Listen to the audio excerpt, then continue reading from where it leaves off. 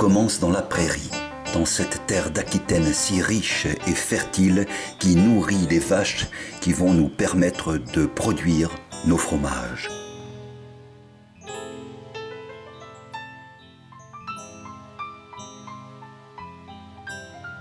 À l'appel de la fermière, les vaches rentrent pour aller à la traite.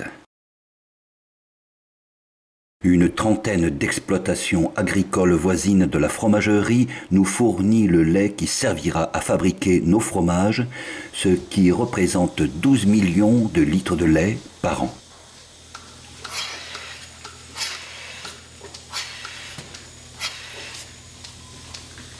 La collecte du lait est faite tous les jours afin que nous disposions toujours de lait frais.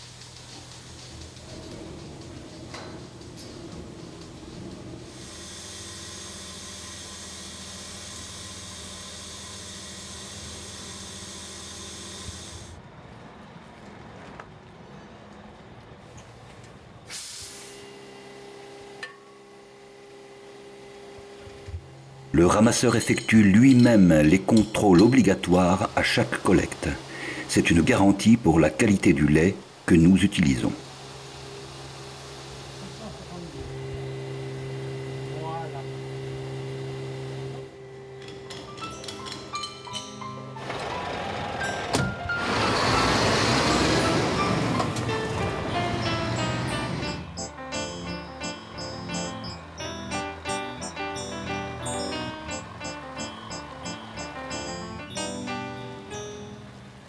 Arrivé à la fromagerie, le camion est pesé.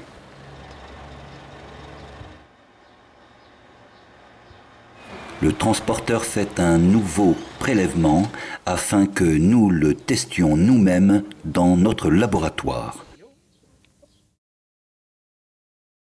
Cela permet de contrôler l'acidité du lait et l'absence d'antibiotiques.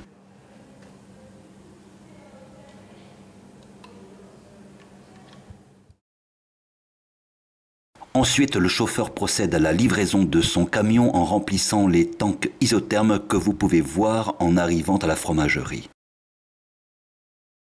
Nous utilisons le lait pour la fabrication de nos fromages selon la méthode FIFO, ce qui signifie que le lait déchargé en premier sera utilisé en premier. La préparation du lait se fait en deux étapes, la pasteurisation et l'écrémage. Donc là, on est en étape préparation, pasteurisation du lait. Donc c'est un traitement thermique. Donc il y a deux étapes. En fin de compte, on va commencer par préchauffer le lait. Ensuite, on va l'envoyer dans les crémeuses pour séparer la crème et le lait. À l'aide d'une centrifugeuse qui tourne à la vitesse de 6500 tours minute, on sépare la crème du lait. Ils sont séparés par la force centrifuge. En fait, quand la crème va monter d'un côté et le lait repartira pour être repassé en traitement thermique pour être monté à 75 degrés. Les analyses sont réalisées sur les produits en cours de fabrication, en cours d'affinage et aussi sur les produits finis. Ceci nous permet de contrôler le bon déroulement de la fabrication et aussi d'assurer que les produits sont sains, réguliers et conformes aux exigences de qualité fixées.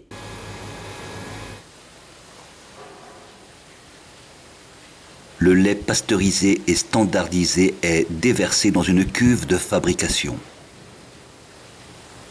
On remplit la cuve, on réchauffe le lait à température voulue, 33 degrés. On y met les ferments. Et une fois que la cuve est pleine, que les ferments ont maturé, on met la présure pour faire coaguler le lait. C'est-à-dire que le lait va passer de forme liquide sous forme de gel. Ce gel est communément appelé le caillé. Il est par la suite découpé pour libérer le sérum. En fonction de la texture souhaitée du fromage, la taille du grain de caillé sera différente. Par exemple, pour les raclettes, une taille de grain de maïs est recherchée. Une fois le travail en cuve terminé, le caillé est envoyé dans les tubes micro-perforés de la mouleuse. Ils permettront l'évacuation du sérum et donneront la forme définitive au fromage. Le sérum récupéré sera utilisé pour alimenter la station de méthanisation.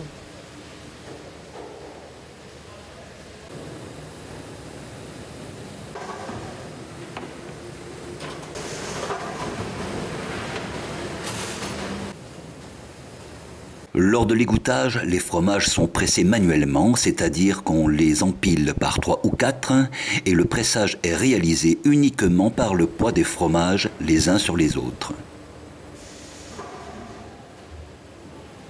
Mais les fromages, on les autopresse sur des tables pendant en général 4 heures.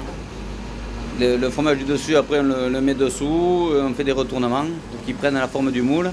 Et pour finir l'égouttage et obtenir une bonne acidité avant le salage. Pour saler, nous avons choisi la méthode du saumurage.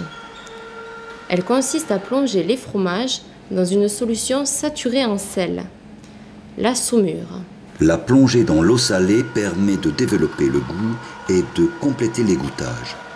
Elle contribue également à la sélection microbienne et à la formation de la croûte. Il y a des fromages qui restent 72 heures, il y en a d'autres qui restent 18, il y en a d'autres qui restent 4 heures, il y en a un autre qui reste que 1 heure.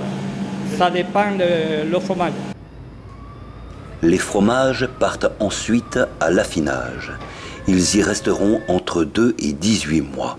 Par exemple, les raclettes s'affinent 2 mois, alors que les templets fleurons restent au minimum 12 mois en cave.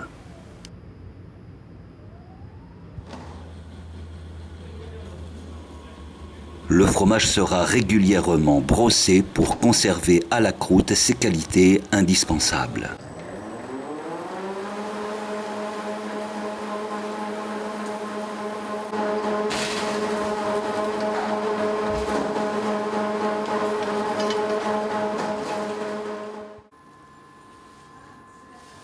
Quand le fromage est arrivé à maturité souhaitée, il est conditionné pour son expédition ou pour la vente sur place.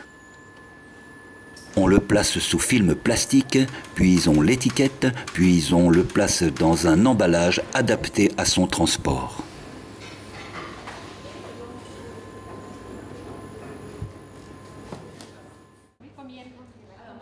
Venez découvrir notre magasin et notre large gamme de fromages. Nos conseillères sont à votre disposition pour répondre à toutes vos questions et pour vous proposer une dégustation. Nous sommes artisans fromagers de père en fils depuis 1860 et nous sommes fiers de notre fromage issu de notre savoir-faire.